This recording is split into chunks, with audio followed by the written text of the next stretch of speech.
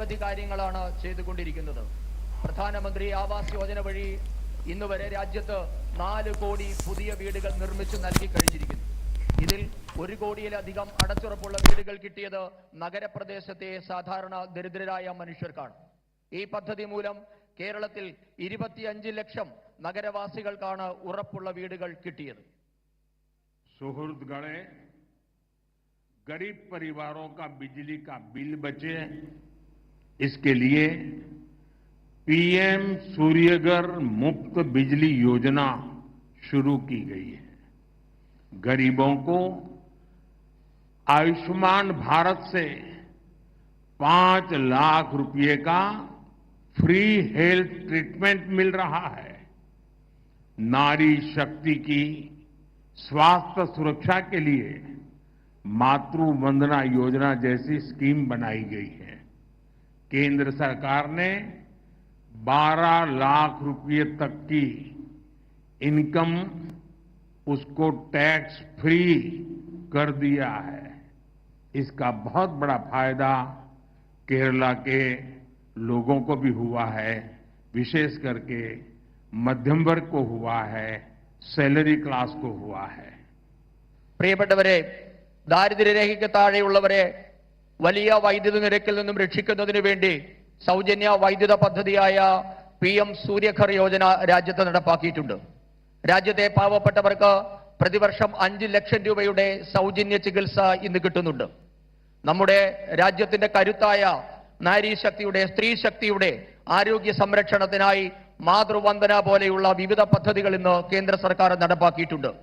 രാജ്യത്ത് 12 ലക്ഷം രൂപ വരെ വാർഷിക വരുമാനമുള്ളവരെ ആദായ നികുതിയിൽ നിന്നും കേന്ദ്ര സർക്കാർ ഒഴിവാക്കിയിട്ടുണ്ട്. ഇതിന്റെ വലിയൊരു പ്രയോജനം കേരളത്തിനും കിട്ടുന്നുണ്ട്. പ്രത്യേകിച്ച് കേരളത്തിലെ ശമ്പളക്കാരായ, മധ്യവർഗക്കാരായ സാധാരണ മനുഷ്യർക്ക് ഇതിന്റെ പ്രയോജനം ഇന്ന് കിട്ടുന്നുണ്ട്.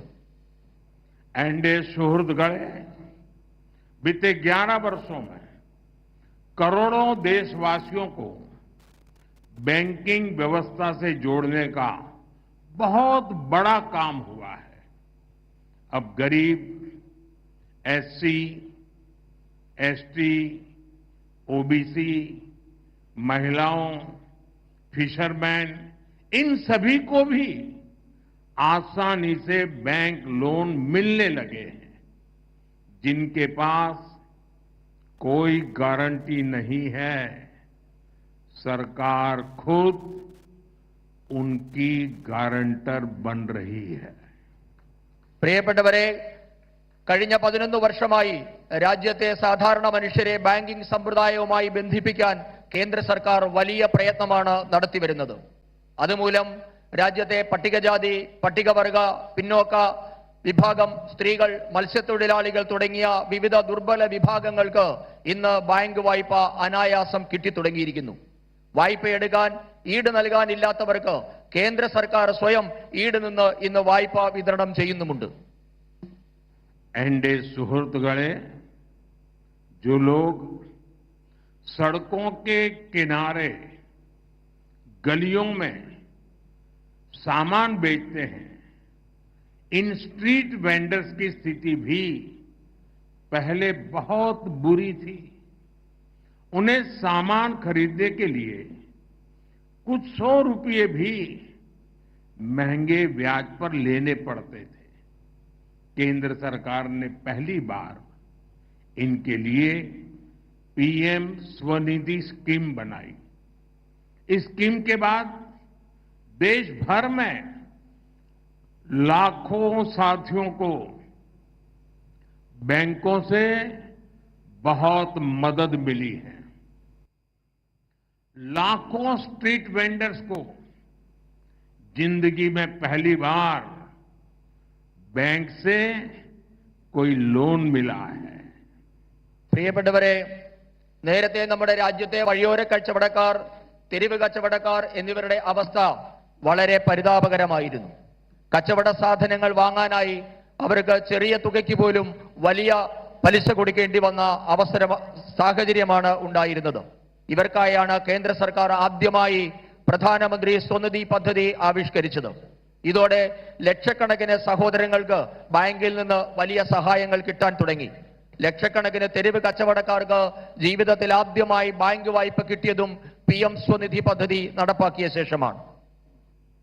एनडीए सुहृद गणे, अब भारत सरकार एक कदम आगे बढ़ते हुए इन साथियों को क्रेडिट कार्ड दे रही है. थोड़ी देर पहले यहां भी PM स्वनिधि क्रेडिट कार्ड दिए गए हैं. इसमें केरला के 10,000 और तिरुवनंतपुरम के 600 से अधिक साथी हैं. पहले सिर्फ अमीरों के पास ही क्रेडिट कार्ड होता था. अब स्ट्रीट वेंडर्स के पास भी स्वनिधि क्रेडिट कार्ड है. പ്രിയപ്പെട്ടവരെ, ഈ തെരുവ് കച്ചവടക്കാരായിട്ടുള്ള സാധാരണക്കാരെ സഹായിക്കാൻ കേന്ദ്ര സർക്കാർ ഇപ്പോൾ ഒരു ചുവട് കൂടി വെച്ചിരിക്കുകയാണ്. ഇവർക്ക് ഇന്നു മുതൽ ക്രെഡിറ്റ് കാർഡുകൾ നൽകുകയാണ്. അല്പം മുമ്പാണ് ഇതേ വേദിയിൽ പ്രധാനമന്ത്രി സ്വനിധി ക്രെഡിറ്റ് കാർഡ് പദ്ധതിക്ക് തുടക്കം കുറിച്ചത്. ഈ പദ്ധതിയുടെ കീഴിൽ കേരളത്തിലെ 10,000 കണക്കിനും തിരുവനന്തപുരത്തെ 600ഓളം തെരുവ് കച്ചവടക്കാർ ഈ പദ്ധതിയിൽ ഇപ്പോൾ അംഗങ്ങളായിട്ടുണ്ട്. നേരത്തെ നമ്മുടെ രാജ്യത്തെ പണക്കാരുടെ കൈകളിൽ മാത്രമുണ്ടായിരുന്ന ക്രെഡിറ്റ് കാർഡ് ഇപ്പോൾ തെരുവ് കച്ചവടക്കാരുടെ കൈകളിലും എത്തിക്കാൻ കേന്ദ്ര സർക്കാരിനായിട്ടുണ്ട്. അവർക്കിന്ന് പ്രധാനമന്ത്രി സ്വനിധി ക്രെഡിറ്റ് കാർഡുകൾ ഉണ്ട്. एनडीए सुहृद गणे, केंद्र सरकार कनेक्टिविटी, साइंस एंड इनोवेशन और हेल्थ केयर पर भी बहुत अधिक निवेश कर रही है.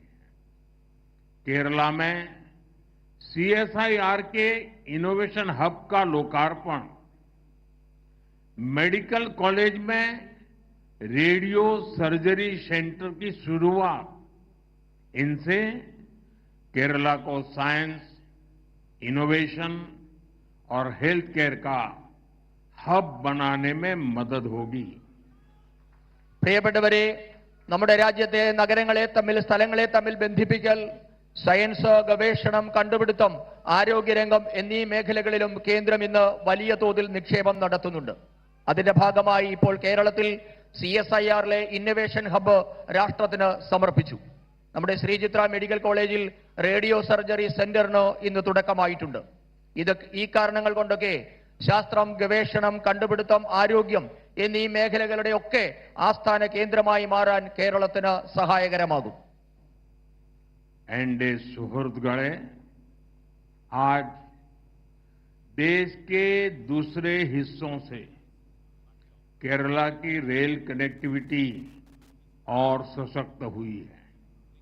थोड़ी देर पहले जिन अमृत भारत एक्सप्रेस ट्रेनों को हरी झंडी दिखाई गई है, इससे केरला में ईज ऑफ ट्रैवल को बल मिलेगा. इससे टूरिज्म सेक्टर को भी बहुत फायदा होगा. गुरुवायूर से त्रिशूर के बीच नई पैसेंजर ट्रेन तीर्थयात्रियों के लिए सफर को और आसान बनाएगी. इन सारे प्रोजेक्ट से केरला के विकास को भी गति मिलेगी. പ്രിയപ്പെട്ടവരെ, നമ്മുടെ രാജ്യത്തെ മറ്റു ഭാഗങ്ങളിൽ അപേക്ഷിച്ച് കേരളത്തിലെ റെയിൽ ഗതാഗതം ഇന്നു മുതൽ കൂടുതൽ ദൃഢമാവുകയാണ്. അല്പം മുൻപ് ഞാൻ പച്ചക്കൊടി കാണിച്ച അമൃത ഭാരത് എക്സ്പ്രസ് ട്രെയിനുകൾ കൂടി ഓടിത്തുടങ്ങുന്നതോടെ കേരളത്തിലെ യാത്രാ സൗകര്യവും ഇനിയും കൂടുതൽ മെച്ചപ്പെടും. വിനോദസഞ്ചാരികൾക്കും ഇതിന്റെ പ്രയോജനം കിട്ടും. ഗുരുവായൂർ തൃശൂർ റൂട്ടിൽ ഓടുന്ന പുതിയ പാസഞ്ചർ ട്രെയിൻ തീർത്ഥാടനം കൂടുതൽ സുഗമമാക്കും. ഈ പദ്ധതികളുടെ എല്ലാം കേരളത്തിന്റെ വികസനത്തിന് കൂടുതൽ വേഗം കൈവരും. साथियों, विकसित केरला से ही विकसित भारत का सपना पूरा होगा. इसमें केंद्र सरकार पूरी शक्ति से केरला के लोगों के साथ खड़ी है. आप सभी को फिर से एक बार बहुत बहुत शुभकामनाएं देता हूं. अभी इसके बाद बगल में ही केरला के हजारों लोग, उत्साही लोग आत्मविश्वास से भरे लोग मेरे भाषण का इंतजार कर रहे हैं और वहां भी मुझे बहुत खुल करके बोलने का मौका मिलेगा, जमकर के बातें करने का मौका मिलेगा और मीडिया को भी इसमें ज्यादा इंटरेस्ट नहीं होगा, उसमें ही ज्यादा होगा।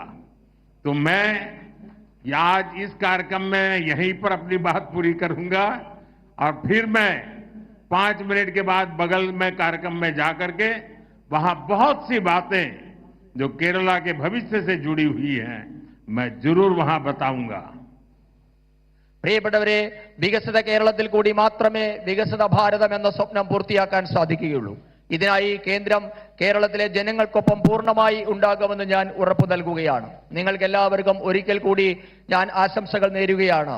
ഇതിനുശേഷം ഇതിന്റെ തൊട്ടടുത്ത് 5 മിനിറ്റിനുള്ളിൽ തന്നെ എനിക്ക് ഊർജ്ജസ്വലരായ എന്നിൽ പ്രതീക്ഷ അർപ്പിച്ചിരിക്കുന്ന ആയിരക്കണക്കിന് പ്രവർത്തകരെ അഭിസംബോധന ചെയ്യേണ്ടതുണ്ട്. അവിടെ ഞാൻ വിശദമായി കേരളത്തിന്റെ ഭാവിയെ പറ്റിയൊക്കെ സംസാരിക്കേണ്ടതുണ്ട്. ഇവിടെയുള്ള മാധ്യമങ്ങൾക്കും ഒരുപക്ഷെ അതിലായിരിക്കും കൂടുതൽ താല്പര്യമുണ്ടാവുക. ഇത്തരം ഈ പരിപാടിയിൽ വലിയ താല്പര്യം ഉണ്ടാകില്ല എന്ന് എനിക്കറിയാം. എന്തായാലും